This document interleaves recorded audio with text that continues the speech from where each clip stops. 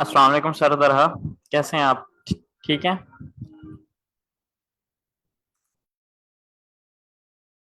वालेकुम सलाम। अल्हम्दुलिल्लाह।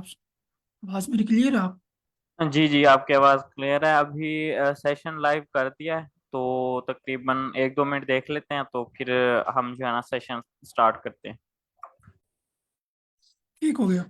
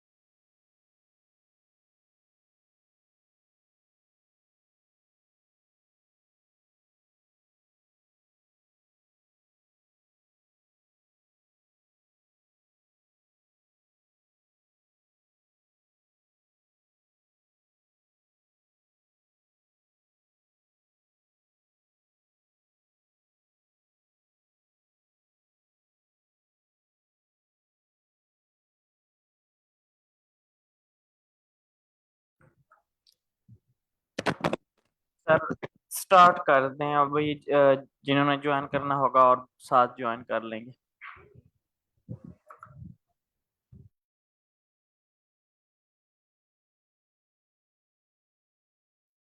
Okay sir, right.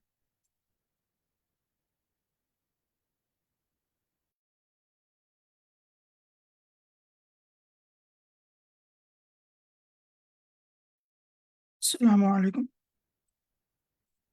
मेरा नाम अहमद है और मैंने हाई कोर्ट गुरु से आइल्स की प्रिपरेशन की थी। एंड 2 अक्टूबर को मैंने अपना आइल्स का एग्जाम दिया। तो सर मुझे पता है, मेरी आवाज़ क्लियर है? इसमें कोई डिस्टॉर्शन तो नहीं है? जी जी सर, आपकी आवाज़ क्लियर है। ओके। मेरा जो बैंड है वो 7 है।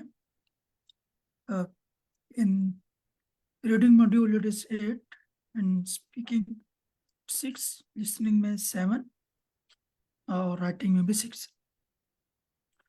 So today I will share a few things that helped me a lot while preparing for the IELTS exam, and how actually I prepared for each module. So I would also share some links and some strategies. Okay, first talk about the speaking module, the nightmare of every student. क्योंकि हम लोग जानते हैं, हम लोग ऐसे मुल्क में रहते हैं जहाँ पे इंग्लिश जो है वो कॉमन जो है इस्तेमाल नहीं करते। इवन दो कि हमारी बहुत सारी टेक्स्ट बुक जो है इंग्लिश के अंदर है, लेकिन हम उसको कॉमनली बोलते नहीं। तो अब उसको हम टैकल कैसे कर सकते हैं?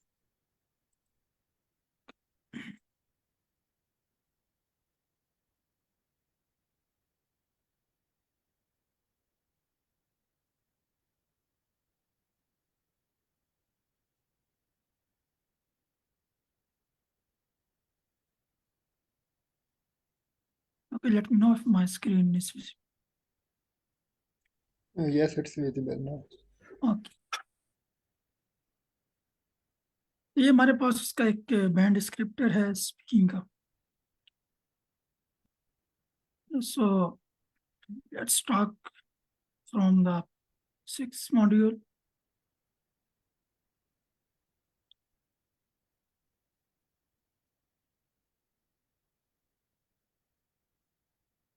Fluency या coherence, lexical resource, grammatical range and pronunciation. तो अगर आप इंग्लिश बहुत ज़्यादा नहीं बोलते तो आपको फ्लुएंसी एंड कोहेरेंस बिल्ड करने में मुश्किल होगी, लेक्सिकल रिसोर्स भी थोड़ा मुश्किल होगा। हाउएवर आप ग्रामेटिकल रेंज को आप बिल्ड कर सकते हैं और उसमें एक्यूरेसी भी बहुत आराम से ला सकते हैं with the help of 1 month और 2 months preparation. Aside from that आप प्रोनाउंसिएशन भी इतनी अच्छी नहीं कर सकते, आपको चल रही होती है। कुछ अल्फाज की प्रोनाउंसिएशन कॉमनली यूज्ड है, आप उनकी बहुत बेहतर कर सकते हैं। However at a large scale ये थोड़ा डिफिकल्ट होता है। तो ग्रामेटिकल रेंज एंड एक्यूरेसी शुरू करते हैं। तो ग्रामेटिकल रेंज की जब बात आती है, आपने डिफरेंट टेंसेस इस्तेमाल करने हैं स्पीक करते हुए, तो मोस्ट ऑफ द टाइम हम जो टेंसेस इस्तेमाल कर रहे होते हैं वो या तो प्रेजेंट होते हैं एंड प्रेजेंट के साथ भी प्रेजेंट कॉन्टिन्यूस होते हैं। हम सब बहुत सारे लोगों को मालूम नहीं होता कि हम प्रेजेंट परफेक्ट का भी इस्तेमाल कर सकते हैं, हम प्रेजेंट परफेक्ट कॉन्टिन्यूस का भी इस्तेमाल कर सकते हैं।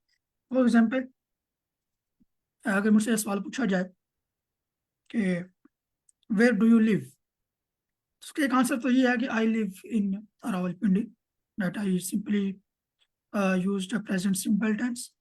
सो दूसरा जवाब ये हो सकता है कि I have been living in Rawalpindi for a long time. मैंने इसको शो किया है कि मैं जो है एक और टेंस भी जो कि कॉमनली यूज हम इस्तेमाल नहीं कर रहे, इसको भी इस्तेमाल कर सकते। Similarly it goes for past tense, उसके अंदर भी हम जब भी बात करते हैं हम पास्ट सिंपल या पास्ट कॉन्टिन्यूस की बात करते हैं, पास्ट परफेक्ट की हम बात नहीं कर पा रहे होते, थोड़ा मुश्किल हो जाता है। Similar goes for the future tense. तो पहले तो आपने ये चीज बिल्ड करनी है। जब चीज बिल्ड कैसे की जा सकती है कि आप इन टेंसेस को इस्तेमाल करना सीख सके। एक चीज ऐसे बिल्ड हो सकती है, इंग्लिश बिल्ड करने के बहुत सारी वेज, अपनी इंग्लिश स्पीकिंग को बेहतर करने के। पहला तरीका तो ये है कि हम जब सोचते हैं, जब हम उर्दू में सोचते हैं, आप ट्राई करें कि आप इंग्लिश में सोचने की कोशिश। फर्स्ट टाइम ये बहुत डिफिकल्ट होगा, वर्ड्स नहीं आएंगे, बट विद सम टाइम आपको हो सकता है कि स्टार्टिंग में ट्रांसलेशन भी करनी पड़े। सारे दौर में मैं किसी अभी जगह पे जाना चाहता हूँ, मार्केट में जाना चाहता हूँ, आपको चीज़ खरीदनी है, तो अगर मैं उसको इंग्लिश में नहीं सोच पा रहा तो मैं उसको उर्दू में सोचूंगा and then I will try to translate it in English. और फिर वो ट्रांसलेशन होगी, मैं उसको दोहराऊंगा थोड़ी देर के लिए अपने माइंड में। अच्छा भाई, अगर मैंने ये कहना तो उसकी ट्रांसलेशन नहीं बनती। And next thing, try to talk yourself with a low pitch. अब हाई पिच से बात करेंगे तो वो थोड़ा awkward लगता है। अपने आप से बात करें इंग्लिश लैंग्वेज में लो पिच के अंदर, ताकि आप अपनी जो एक इंग्लिश बोलने का जो बहुत है, जो आपका एक क्या कह सकता हूँ कॉन्फिडेंस बिल्ड नहीं हो पा रहा, वो आप बिल्ड कर पाएंगे इंग्लिश इस तरह से बोल। सेकेंड थिंग, जब इंग्लिश जो है वो इन 4 चीज़ों का नाम है जो यहाँ पे इन्होंने लिख दी हुई है, उसमें आ जाती है लेक्सिकल रिसोर्स, कि अगर मैंने किसी टॉपिक पे बात करनी है तो फिर मैं उसको वोकैबुलरी कहाँ से बिल्ड करूँ। लेट्स से मैं ये बात करना चाहता हूँ कि कोई टूरिस्ट अट्रैक्शन प्लेस है, मैं वहाँ पे गया तो मैंने वहाँ पे क्या देखा। अगर उसमें बारे में बात करना चाहता हूँ, उसकी वोकैबुलरी कहाँ से आएगी। अब यहाँ तो ये है कि आप वोकेबलरी को सर्च करना शुरू कर दें और अपनी जो है वो कोई लिस्ट बना लें। सेकंड ये हो सकता है कि आपको कोई प्लेटफॉर्म मिल जाए। तो मुझे जो है एक प्लेटफॉर्म मिल गया था वोकेबलरी बिल्ड करने के लिए, तो मैं मेंशन कर देता हूँ। ये है कीथ स्पीकिंग अकेडमी। उसको आप कीथ स्पीकिंग अकेडमी लिखें या इंग्लिश स्पीकिंग सक्सेस लिखें, आपके सामने यूट्यूब चैनल आ जाएगा। इसके लाइव सेक्शन में जाएंगे आप, तो लाइव के अंदर जो है ये बहुत सारी वीडियोस मिलेंगी। फॉर एग्जांपल अगर मैंने एआई के बारे में बात करनी है, so what are different words and idioms available in the English language I can use to describe the artificial intelligence and also describe my proficiency when I talk about artificial intelligence. Also अगर आपने health के बारे में बात करनी है तो उसमें कौन सा, अच्छा मैं इसके आपको एक पीडीएफ दिखा भी देता हूँ। I have stored a lot of PDFs.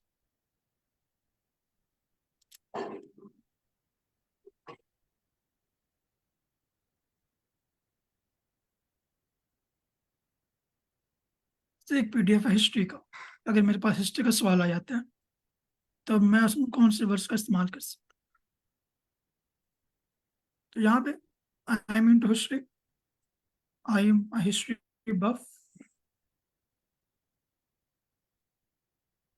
इनका आप इस्तेमाल कर सकते हैं अगर आप हिस्ट्री पढ़ना या हिस्ट्री बेस्ड मूवीज देखना बहुत पसंद करते हैं।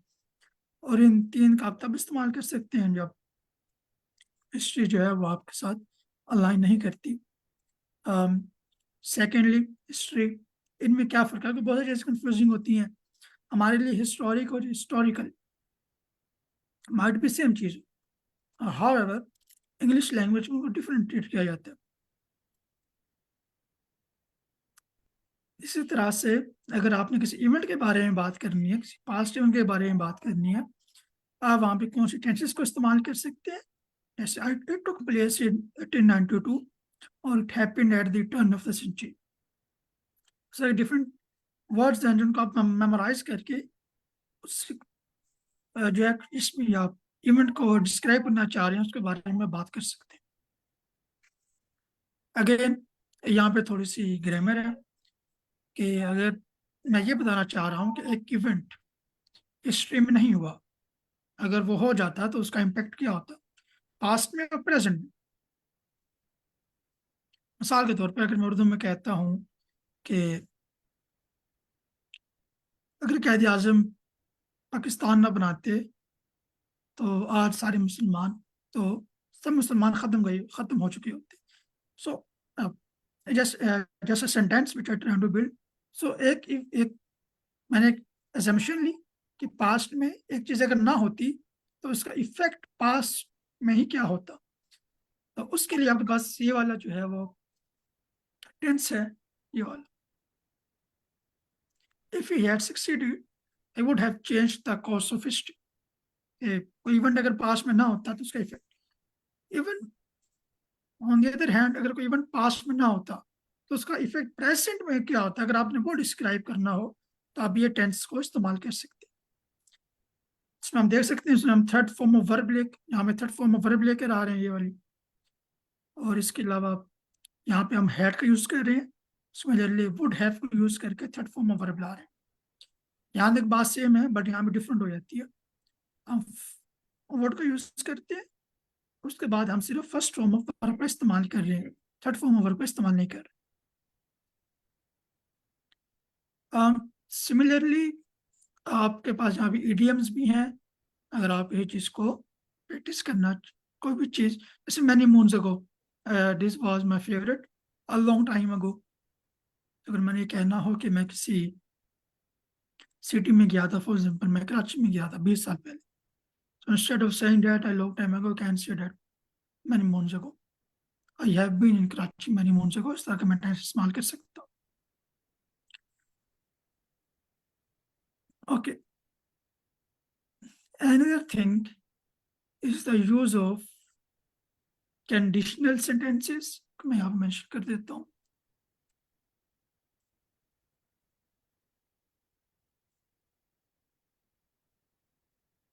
कि आपको कंडीशनल सेंटेंसेस जो है वो अच्छी तरह आने चाहिए। कंडीशनल सेंटेंस यही होता है कि जो अभी हम प्रैक्टिस कर रहे थे, अगर एक इवेंट पास में ना होता तो उसके क्या इफेक्ट होते, अगर वो होता तो उसके क्या effect. Next thing is the use of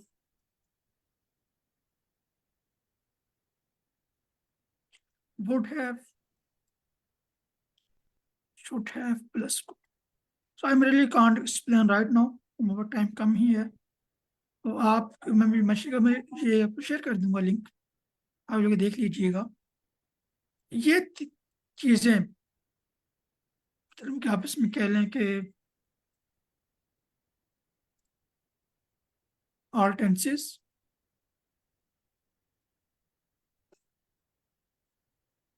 plus conditional sentences और plus the use of would have, should have and could have। अगर ये आपको आता है तो आप अच्छी खासी जो ग्रामेटिकल स्ट्रक्चर है उसमें आप चीज़ों को एक्सप्लेन कर सकते हैं। और वोकेबलरी आपने कैसे बिल्ड करनी है वो भी मैंने आपको बता दिया कि एक रिसोर्स है मेरे पास, तो यहाँ से आप डिफरेंट किसी भी टॉपिक पर बात करनी हो यहाँ से उसको एवरी ले सकते हैं।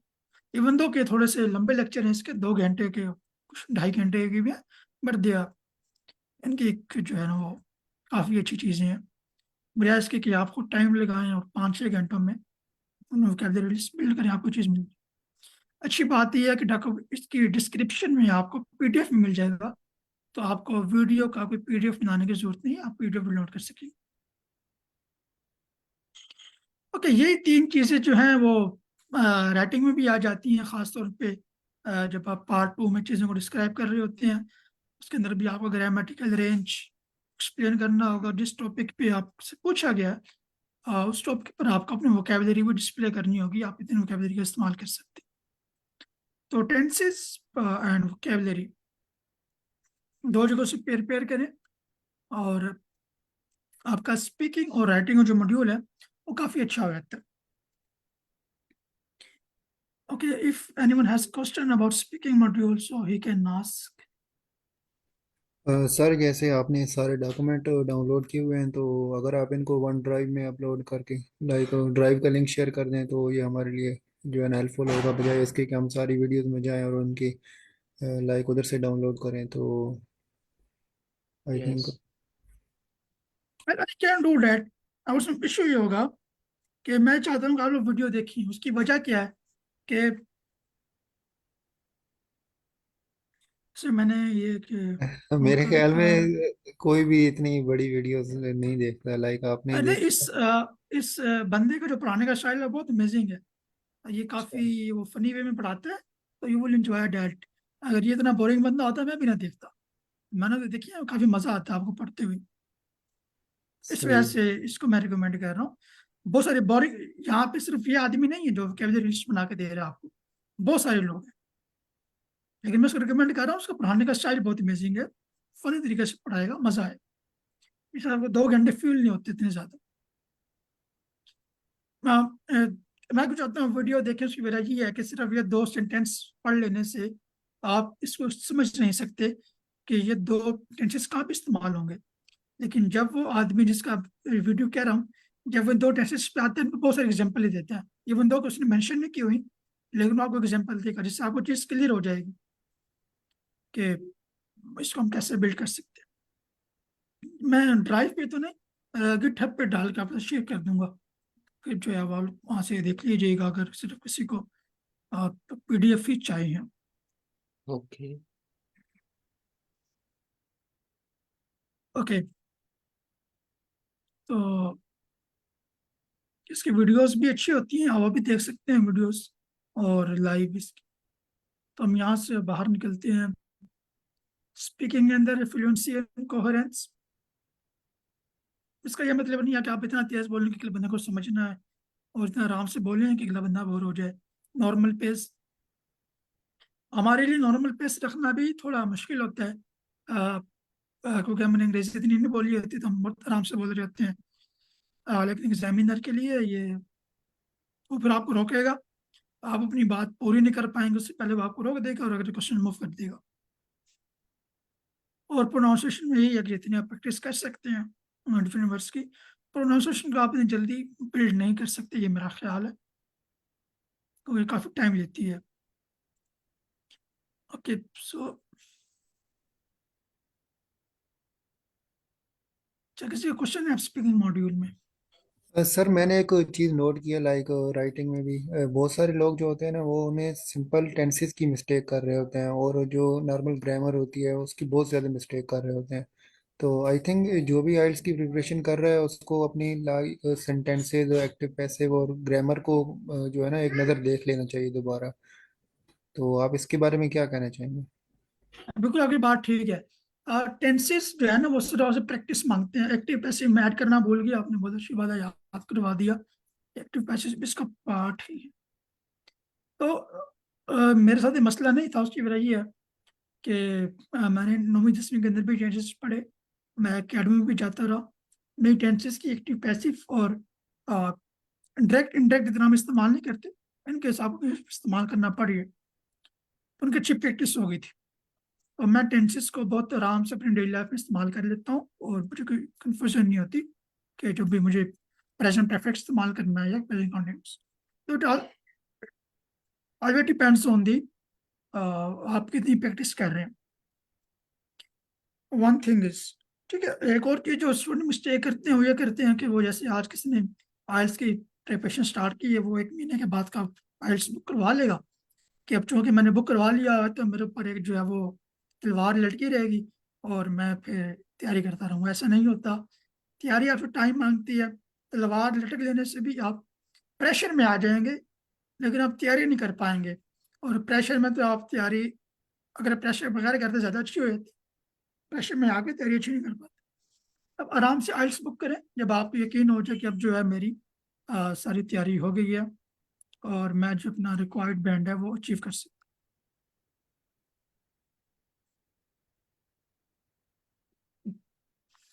ओके, थोड़ी देर के लिए अब हम जो है इस पे आ जाते हैं। ये हमारे पास रीडिंग मॉड्यूल, इस पे बात कर लेते हैं। ओके, रीडिंग मॉड्यूल के अंदर बहुत सारी स्ट्रेटेजीज हैं, आपको यूट्यूब पे बहुत कुछ मिल जाएगा।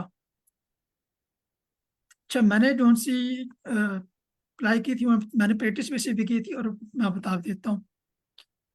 तो एक चीज तो कन्फर्म है कि हम पहले पैसेज नहीं रीड करेंगे, हम सबसे पहले क्वेश्चन आंसर को रीड करेंगे। स्टूडेंट क्या करते हैं, जैसे वो ट्रू फॉल्स पे आए, उन्होंने ट्रू फॉल्स में जो है हाईलाइट कर ली चीजें। अब वो ट्रू फॉल्स को लेके जाएंगे और ऊपर पैसे में जाके देखना शुरू कर देंगे, अच्छा भाई ट्रू फॉल्स कहाँ पड़े। ऐसे हरगिज नहीं करना। आप ट्रू फॉल्स पे आए, आपने चीजों को हाईलाइट कर लिया। ट्रू फॉल्स के बाद एक और क्वेश्चन है, फिल इन द ब्लैंक्स, इनको भी हाईलाइट कर लें। इसको भी हाईलाइट करें।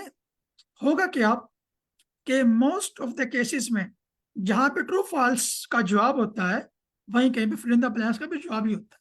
2-3 लाइनें आगे पीछे करके जो आप पढ़ रहे होते हैं, तो जो हाईलाइटेड चीजें होती हैं आपके माइंड में रह जाती हैं। तो उससे क्या होगा, जैसे 1800 या 1850, जैसे ये एक बहुत बड़ा कीवर्ड है। अगर मेरा कोई ट्रू फॉल्स जब मैं उसको देख रहा था वो 1800 1850 के बराबर आ गया, कहीं पे करीब आ गया, तो मुझे 2 आंसर मिल गए। तो अब मैं आराम से वहां पे पैसेज में 1800 1850 को मार्क कर लूंगा और जाके देख के आंसर लगा दूंगा, बजाय इसके कि मैं दोबारा फिर इन द ब्लैंक्स पढूं और दोबारा ऊपर जाके देखूं कि भाई आंसर कहाँ पड़ा हुआ है, और जो है अपना टाइम जाया कर लूं।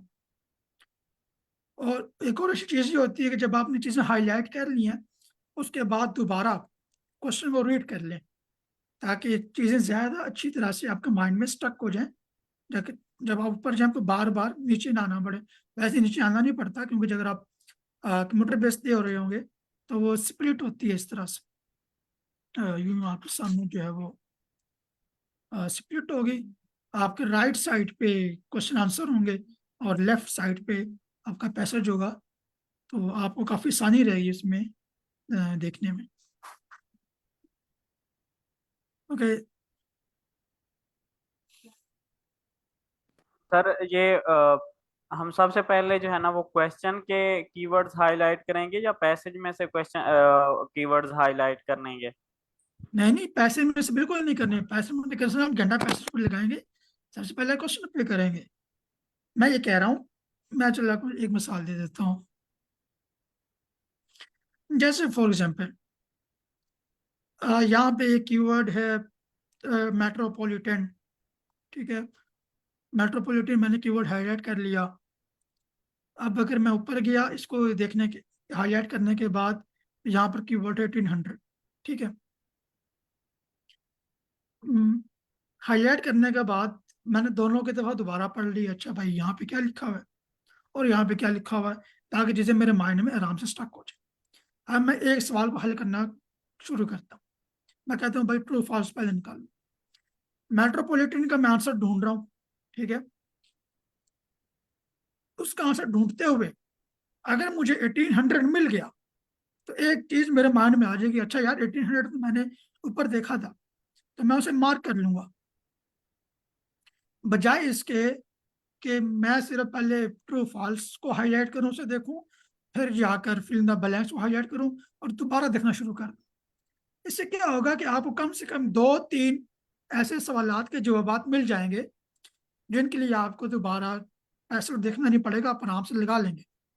तो जैसे ही आप ट्रू फॉल्स करेंगे और ट्रू फॉल्स के साथ आप 2-3 फिल इन द ब्लैंक्स भी कर चुके होंगे, तब आपके पास फिल इन द ब्लैंक्स कम हो जाएंगे जिनको आपने देखना है। कोई कुछ तो आपको वैसे भी देखते हुए मिल गए, आपने हाईलाइट पहले किए हुए थे, आपको पता था कि अच्छा यार हल ये 1800 मैंने देखना है, आपको कहीं भी मिल गया, आपने जाकर उसका आंसर लगा दिया। मैं इसमें ये कहना चाह रहा हूँ। अच्छा सर, फर्ज करें हमने वो ट्रू फॉल्स सॉल्व कर रहे हैं और हमें जो है ना मिल गया है इसका आंसर, क्या कहते हैं, फिल इन द ब्लैंक्स का आंसर मिल गया। तो क्या हमें उसी पे ट्रू फॉल्स पे स्टक हो जाना चाहिए, या फिर दोनों को इकट्ठे इकट्ठे सॉल्व करना चाहिए, या फिर हमें जो पहले मिल गया है यानी कि फिल इन द ब्लैंक्स वाला उसको सॉल्व करके फिर बाद में हम ट्रू फॉल्स की तरफ जा सकते हैं? तो इसमें क्या, कौन सी स्ट्रेटजी आप यूज करते थे जब आपको करने दूसरे वाला क्वेश्चन टाइप रहे थे और आपको मिल किसी दूसरे का गया है, तो फिर आप क्या करते थे? कई दफा तो मैं दूसरे पे शिफ्ट कर जाता था, मैं कहता था भाई इसका मिल गया, चलो अब उसको देखना शुरू करते हैं। कई दफा ये होता है कि आपको हाईलाइटेड वर्ड मिल गया होता है, 1800 है यहाँ पर, 1800 ये भी लिखा हुआ है, ये फर्स्ट लाइन में लिखा हुआ है, लेकिन आपको आंसर नहीं मिला होता, ठीक है। तो वहां पे कंफ्यूजन हो जाती है। वहां पे मैं ये स्ट्रेटजी इस्तेमाल करता था, 1800 मिल गया है ना, तो 1800 को मार्क कर लूंगा मैं, ठीक है, और मैं से रख लूंगा, अच्छा यार मैं जब पहले सारे ट्रू फॉल्स करता हूँ तो अब 1800, कम से कम मुझे ये पता लग गया कि फिल इन द ब्लैंक्स का जो पहला क्वेश्चन है उसकी लोकेशन क्या है। मैं लोकेशन नहीं देखूंगा, मैं आंसर देखूंगा, क्योंकि पहले आपने लोकेशन देखनी होती है, फिर आप आंसर देखते हैं। हम की पर तो मार्क इसलिए करते हैं कि 1800 1850, तो ये चीज बस औकात मैंने शिफ्ट भी किया। आप it depends on the nature of the question. अगर आप इजी लग रहा है कि मैं फिल इन द ब्लैंक्स जल्दी फाइंड कर लूंगा, तो आप शिफ्ट भी कर सकते हैं, या आप उसमें जो ट्रू फॉल्स कर रहे हैं वो करते रहें। लेकिन अगर आपको कीवर्ड मिल जाता है जो कि फिल इन द ब्लैंक्स में था, आप सिंपली पैसेज में से मार करके आगे चले जाएं, ताकि जब दोबारा आप फिल इन द ब्लैंक्स पे आएंगे, कम से कम आपको कुछ आंसर्स के लिए पैसेज को रीड नहीं करना पड़ेगा। आपको पता होगा कि अच्छा ये आंसर कम से कम यहाँ लाई करता है, मुझे सिर्फ आंसर ढूंढना है, ये नहीं देखना कि आंसर किस पैसेज में है। तो लोकेशन मेरे पास है, आंसर मैंने निकाला। ठीक है सर, दूसरी थैंक यू सर।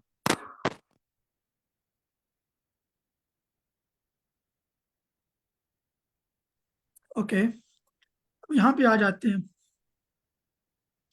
तो यहाँ पे क्वेश्चन है, ब्लैंक्स है, मैच द हेडिंग, या फिर अगर आपको इन्फॉर्मेशन निकालनी हो, और ये दोनों सेम ही होते हैं, सिमिलर टाइप क्वेश्चन होते हैं। और उसके अलावा यहाँ पे एमसीक्यूज, सेम स्ट्रेटजी कि पहले आपने इन बैंक्स के मार्क कर लिए, एमसीक्यूज मार्क कर लिए, और फिर आपने ये भी मार्क कर लिया। अच्छा, अब इसमें आसानी क्या हो सकती है, खास तौर पे जो मैंने कई दफा प्रैक्टिस में नोट किया और मुझे काफ़ी आसानी भी हो गई। मैच द हेडिंग, या फिर यहाँ पे ऐसा क्वेश्चन होता है कि आपने कौन सा सेक्शन फॉलोइंग इंफॉर्मेशन कंटेन करता है।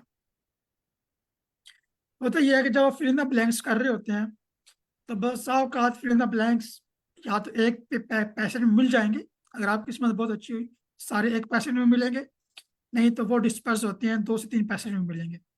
जब आप पैसेज पढ़ रहे होते हैं तो आपके सामने एक पैसेज का एक माइंड में एक मैप बन रहा होता है कि अच्छा इस पैसेज में इस चीज़ की बात हो रही है, इस पैसेज में चीज़ की बात हो रही है, आप एक माइंड बना रहे होते हैं।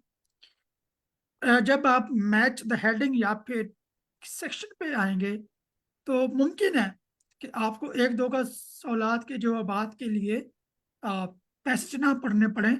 आपको समझ आ जाए कि अच्छा यार, ये मैंने पैसेज जो है फिल इन द ब्लैंक्स करते हुए या ट्रू फॉल्स करते हुए पढ़ा था, मुझे लगता है कि ये सब मैच करता है, और देर आर हाईली चांसेस कि वो मैच कर जाए और आप उसको मार्क कर दें। तो ये कई दफ़ा मेरे साथ हुआ है, और इसी वजह से होता है क्योंकि मैंने पहले वो रीड कर लिया होता है, क्या कहते हैं, इस तरह के मैंने सारे मार्क कर लिए होते हैं, तो मेरे माइंड में चीज़ें बैठी होती हैं कि अच्छा भाई, ये सवाल भी है तो ये सवाल कहीं भी आ सकता है। अब होता क्या है कि एक पैसेज में रीडिंग के एक बात नहीं होती, 2 से 3 बातें उसके अंदर इंक्लूड की गई होती है।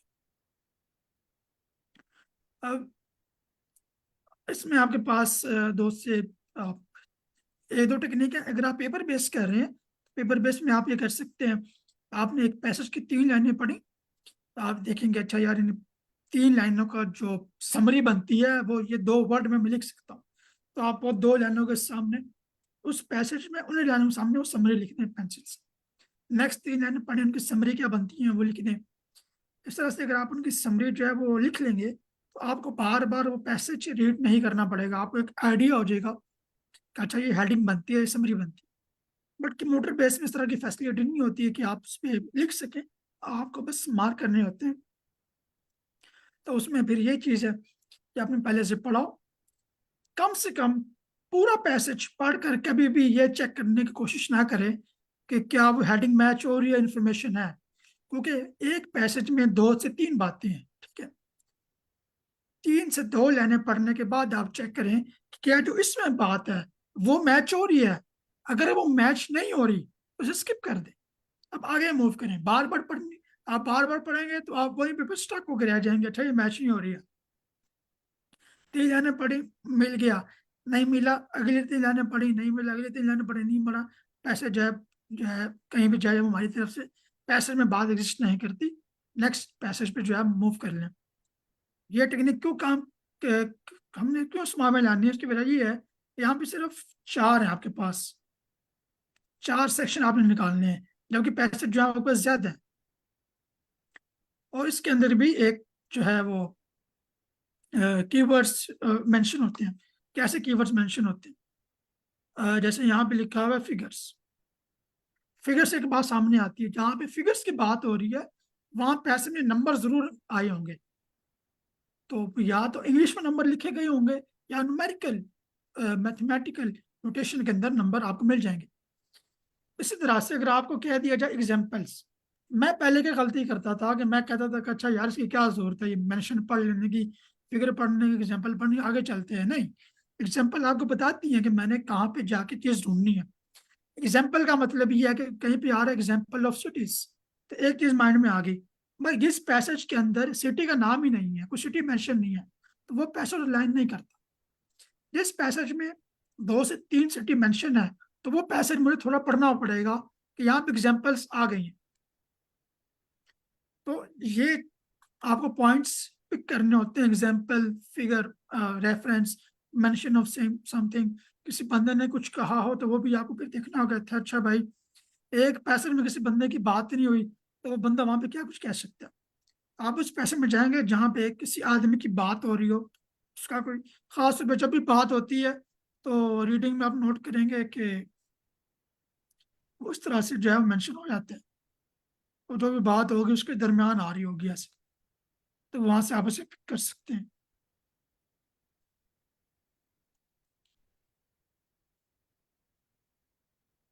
ओके, हम जरा अब अगले पैसेज में मूव करते हैं। तो एक चीज याद रखें, पैसेज जैसे जैसे आप आगे बढ़े डिफिकल्टी लेवल ज्यादा हो जाएगा, तो पैसेज 1 और पैसेज 2 की आप प्रैक्टिस करें कि 30 मिनट्स के अंदर जो है ये खत्म करने हैं। 30 to 35 मिनट्स मैक्सिमम, 35 मैक्सिमम और 30 मिनट्स मिनिमम। 30 to 35 मिनट्स में ये आपने खत्म करनी है, और 30 से 25 मिनट जो है आपको पैसेज 3 पे देने पड़ेंगे। उसकी वजह क्या है कि पैसेज 3 में आपके पास ज्यादा होते हैं, फिर ब्लैंक्स भी एक साथ आ गए, जस्ट नो भी एक साथ आ गए, और एमसीक्यूज भी एक साथ आ। तो यहाँ पे आप बहुत सफर करते हैं तो 30 जो मिनट है वो कम से कम पैसेज 3 को मिलने चाहिए। ओके, अभी हम जरा पैसेज 3 मूव करते हैं। ओके, ये भी थोड़ा कंफ्यूजिंग होता है जहाँ पे इन्होंने सिनम दिए होते हैं और बात पूछी होती है। अच्छा, इसको टैकल करने का क्या सही तरीका है? टैकल करने का सही तरीका ये है कि जैसे चार्ल्स टू की बात हुई है, पार्लियामेंटेरियन फोर्सेस 1649, आप ढूंढें जरा जाके उसको कि ये चीज कहाँ एग्जिस्ट करती है। पैसेज में देखें, पैसेज में ये कहाँ, पैसेज में देखने के बाद आपको समझ आएगा कि then form the dash with the Scots. तो आपको जो पैसेज के अंदर अप्रोप्रिएट वर्ड मिल रहा है आप वो यहाँ पे लिख दें। लिख नहीं सकते तो आपको कंप्यूटर बेस में एक पेपर भी मिलता है, आप उस पेपर पे लिख लें, ठीक है। सिमिलरली आप आगे मूव करें और लिखते हो जाए। जब आपके सारे फिल हो जाएंगे, अब आप उठाएंगे, अच्छा यार जो मैंने वर्ड पैसेज में से निकाल के 27 का आंसर लगाया था उसका कौन सा सिनोनिम यहाँ पे बनता है ए बी सी डी में। उसकी वजह क्या है कि बसा औकात उन्होंने सिनोनिम ऐसे दिए होते हैं जो कि बहुत कंफ्यूजिंग हो जाती है। तो वहां पे फिर आपको इश्यू होगा, आप ये सोचते रहेंगे अच्छा नहीं ये 27 में जो वर्ड बनता है इसका सिनोनिम जो है वो लॉर्ज वर्ड है, नहीं इसका सिनोनिम जो है वो डिसिसिव विक्ट्री है। आप 2 मिनट यहाँ सोचने में लगाएंगे, 2 मिनट जाया हो जाएंगे। उससे अच्छी बात है कि वहां पे लिख लें आराम से। हाँ, कुछ ऐसे वर्ड जरूर होंगे जिनका सिनोनिम आपको बहुत आराम से मिल जाएगा, और जैसे जैसे मिलते जाएं उनको काटते हो जाएं और दोबारा उन्हें बिना देखेंगे भाई वहां पे क्या पड़ा। अब यस नो और ट्रू फॉल्स में जो है वो थोड़ा सा फर्क होता है। ट्रू फॉल्स में आपको एग्जैक्ट चीज मिल जाती है, यस नो के अंदर आपको थोड़ी सी एक्सप्लेनेशन उसकी निकालनी होती है, एग्जैक्ट एग्जैक्ट नहीं मिलती। आपको एक लाइन पढ़ के समझना होता है कि क्या यही मीनिंग था अदर का या नहीं। और ये थोड़ा सा मुश्किल है यस नो ट्रू फॉल्स के निस्बत।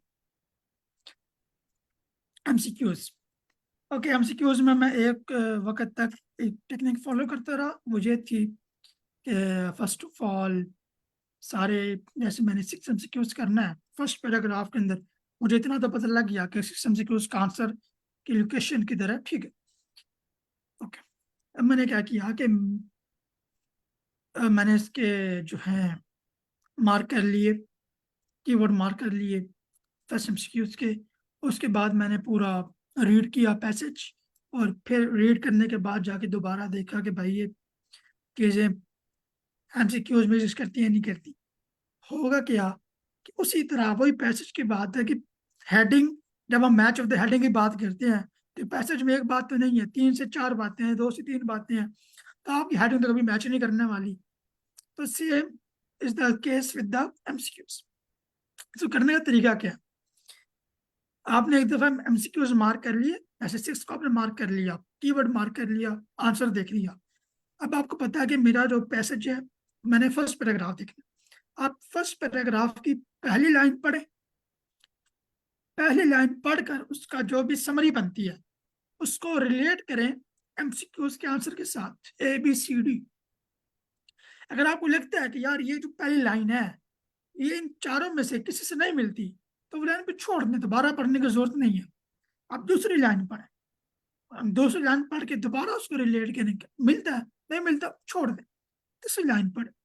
अगर आप पूरा पैसेज पढ़ के उसको रिलेट करने की कोशिश करेंगे तो आपको कुछ भी समझ नहीं आएगा, क्योंकि एक पैसेज में काफी सारी बात, तो एक एक लाइन पढ़ के रिलेट करें। एट द एंड आपको कम से कम ये जरूर होगा कि कुछ लाइनें ऐसी होंगी जो कि बिल्कुल मैच नहीं करती होंगी, वो बिल्कुल आप उनको क्रॉस कर दें।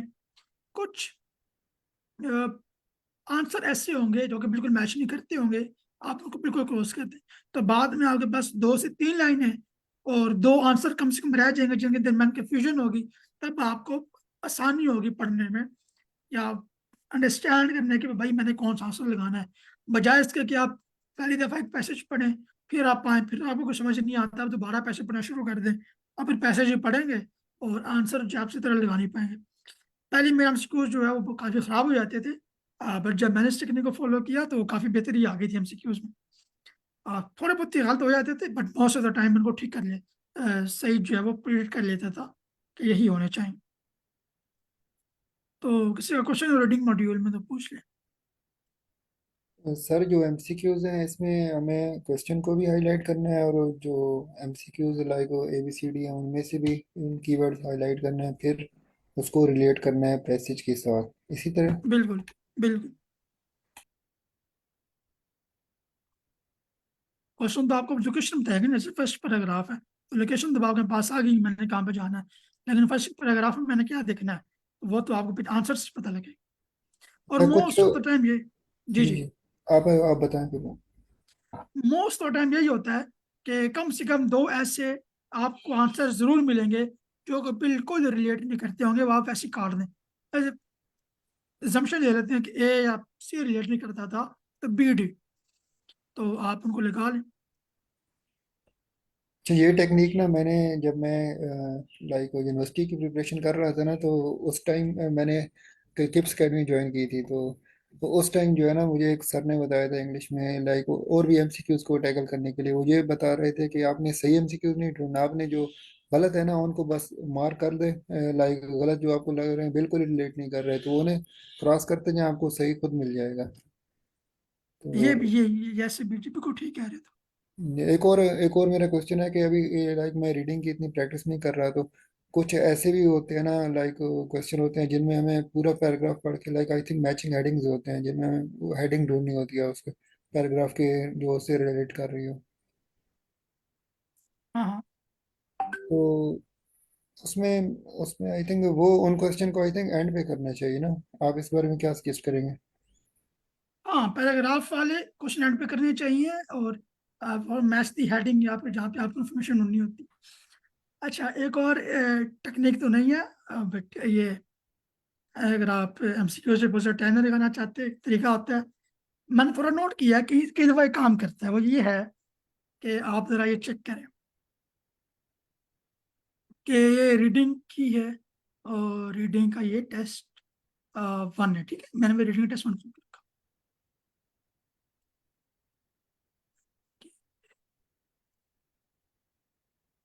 इसका ये क्वेश्चन नंबर है 23 एंड 24। आपको एक चीज कॉमन नजर आएगी 23 एंड 24 में, कि 23 का जो 23 एंड के ये दो और ये दो, इनमें से एक आंसर जरूर है। क्या सही है? डी भी आंसर है 23 एंड 24 में, तो डी आंसर है। 25 एंड 26 में ई आंसर है, ठीक है। तो अगर मैं इस पे टाइम नहीं देना चाहता और मैं आंखें बंद करके लास्ट 2 को मार्क कर देता हूँ, कम से कम मेरा एक ठीक हो जाएगा। गिवन द कंडीशन के वो एमसीक्यूज जहाँ पे दोस्त ने पूछे हुए हैं, तो ये मैंने नोट किया है, ऐसा तो हो रहा है, ठीक है। तो आपको एंड पे जो है वो आंसर मिल रहे हैं, सी, डी और ई, बिल्कुल आखिरी दो में से एक जरूर आंसर है। तो let's just check with the others कि क्या ये बिल्कुल काम करता है या नहीं, बाकियों के साथ भी। तो सर इसमें मेरा एक क्वेश्चन है कि लाइक अगर दो एमसीक्यू लाइक दो चॉइस सेलेक्ट करनी है, तो अगर उनमें से एक गलत हो गई तो एक का नंबर तो मिलेगा ना? एक नंबर तो मिलेगा ना, एक नंबर तो मिलेगा, वो तो कोई नहीं गया। तो ये वहां पे काम नहीं करता जहाँ पे आपके एमसीक्यूज ही एक हो, ये वहां पे काम करता है जहाँ पे आपके दो एमसीक्यूज हो। बिल्कुल ट्राई एक ये देख लीजिएगा सारी बुक्स में, क्योंकि जितना मैंने नोट किया तो मुझे ये काम करता हुआ मिल गया था, अच्छा भाई ये काम कर। ओके, ये फिर दो है, और ये है रीडिंग पैसेज 2। सर आप राइट वाला स्क्रॉल डाउन करें ना, वहाँ आंसर मेंशन हो गया। वो टेस्ट देखना चाह रहा हूँ, वो टेस्ट है कौन सा? तो ख्याल में टेस्ट 3 है, माइट बी। हाँ, टेस्ट 3। तो यहाँ पे दोबारा आ जाते हैं 21 एंड 22। सो यहाँ पे एक आम में कह रही बी एंड सी, तो यहाँ पे बी एंड सी जो है यहाँ पर आ गया, ठीक है। लेकिन तो एंड वाली काम नहीं कर रही, डी ही नहीं है। हाँ यार, मोस्ट ऑफ द क्योंकि टाइम यहाँ आपको ये पर मिलेगी जरूर। सर, क्योंकि हमारे जी, पास यहाँ सिर्फ दो दो क्वेश्चंस हैं, वो आई थिंक वहाँ वर्क करेगी जहाँ पर हमारे पास 4 क्वेश्चंस होंगे। माइट भी ये टेक्निक काम करती है, ये एक टेक्निक नहीं है, दिस इज तुक्का। टेक्निक नहीं है, टेक्निक तो यस वो होती है जिससे आप आंसर तक पहुंचे, ये तुक्का है किस्म का, जो मैंने नोट किया था, लेकिन ये अच्छा, बिल्कुल लक ये बेस्ड सर, लग रहा है। ये सर मेरे ख्याल से उस सिचुएशन में बेहतर रहेगा जब हमारे पास टाइम बिल्कुल भी नहीं है और हमने इस तरह बिल्कुल के बिल्कुल। क्वेश्चन बचाए हुए हैं। तो उसमें हम फिर इस तरह के अगर क्वेश्चन आपके पास सामने आ जाता है तो फिर आप इस तरह से तुक्का लगा सकते हैं। बिल्कुल ये तुक्का बता आपका करेगा, अगर आपको टाइम है तो ये तुक्का यहाँ लगाए, उसको करने की बल्कि कोशिश उसको करें। उसको रीड करें और उसको अच्छी तरह से सॉल्व करने की कोशिश बिल्कुल। करें। अगेन मुझे सर लग रहा है मेरा यहाँ पे लाइट भी ऑफ काम हो कर गई रहे थी, हैं। Can you repeat? हम ये कह रहे हैं हम कि अगर आपके इस तरह के क्वेश्चंस आपके पास आ जाते हैं जिसमें मल्टीपल चॉइस क्वेश्चंस होते हैं जिसमें एक से ज्यादा ऑप्शंस हमें सेलेक्ट करने पड़ते हैं, तो उसमें जो लास्ट वाले दो आंसर्स होते हैं तो उनमें से एक आंसर प्रोबेबली हो सकता है, ठीक है। ये यकीन नहीं है लेकिन प्रोबेबली हो सकता है। अब अगर आपके पास टाइम है तो आप उसको कंप्लीट यानी कि सॉल्व करें पैसेज के हिसाब से, उसको ऑप्शंस भी देखें और उसको रिजॉल्व करें। अगर आपके पास कुछ ही सेकंड्स रह गए हैं और आपके पास ये क्वेश्चन टाइप आ रही है तो आपने तुक्के से लास्ट में से एक ऑप्शन लाजमी आपने चूज कर लेना है। बस ये एक आपको जो है ना टिप है, या आप इसे तुक्का समझ लें, जो भी समझ लें, वो इस तरह की इसकी एक्सप्लेनेशन है। होप कि आपको आंसर मिल गया होगा। ओके।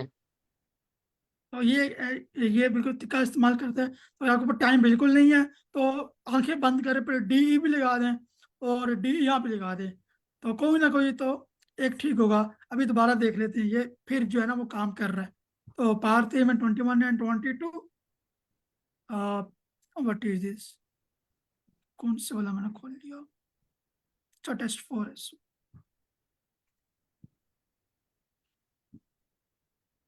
ओके, ये test 4 reading 23 and 24। So 23 and 24 में दोबारा ई फिर आंसर है और टी भी एक आंसर है, ठीक है। तो अगर आपको टाइम नहीं है तो डी को भी टिक कर दें, ई को भी टिक कर दें, यहाँ भी डी कम से कम जो है वो एक टिक होने के चांसेस हैं। जी एच मैन जी सर पूछ। सर, मेरे माइंड में एक आइडिया है कि अगर हम इन क्वेश्चंस को वैसे तो लॉजिकली ही पढ़ के ही सॉल्व करना चाहिए, लेकिन एक बेस्ट तरीका हम ये भी बना सकते हैं कि हमें पता है कि डी और ई तो हम लाजमी पढ़ें, पहले सबसे पहले डी और ई पढ़ें। हमें हो सकता है कि हमारा आंसर जल्दी मिल जाए, कम से कम एक मिल जाएगा, तो एक का हम तुक्का दूसरी तरफ भी लगा सकते हैं कि एक तो हमें पर कंफर्म हो जाएगा कि जी इस क्वेश्चन में 24 में ई था, तो यहाँ पर इसके साथ सी हो सकता है या बी इनमें से हो सकता है, डी नहीं है। तो ये हमें एलिमिनेशन टेक्निक में भी हेल्प करेगा। बिल्कुल, ये अच्छी चीज बताई है आपने। आप जो है ऐसे भी कर सकते हैं, क्योंकि सर हमारा ये काम क्या होता है। कंफर्म है, सर ये कंफर्म है कि अगर ऊपर वाले से ई है तो नीचे वाले से डी ही होगा? नहीं नहीं, ये कन्फर्म नहीं है, तो ये बिल्कुल कन्फर्म नहीं है, लेकिन ये जरूर हो सकता है कि बहुत ज्यादा चांसेस होते हैं कि ये दो में से एक जरूर ठीक होकर आपको दोनों लगाने पड़ेंगे। तो ये एलिमिनेशन टेक्निक आप इस्तेमाल कर सकते हैं कि हमारा काम ये होता है कि हमने पैसेज पे जाना है। सबसे पहला काम लोकेशन देखनी होती है, यार ये बात कहाँ हुई है। अगर आपको इंग्लैंड लोकेशन पे लेके जा रहा है तो बहुत अच्छी बात है, अगर आप इकोनॉमिक ग्रोथ लोकेशन पे लेके जा रहा है तो भी बहुत अच्छी बात है। आप जो है वो इस तरह से काम कर सकते हैं। तो रीडिंग जो है वो मैं देख लिया, रीडिंग में कोई और सवाल हो तो पूछ लें।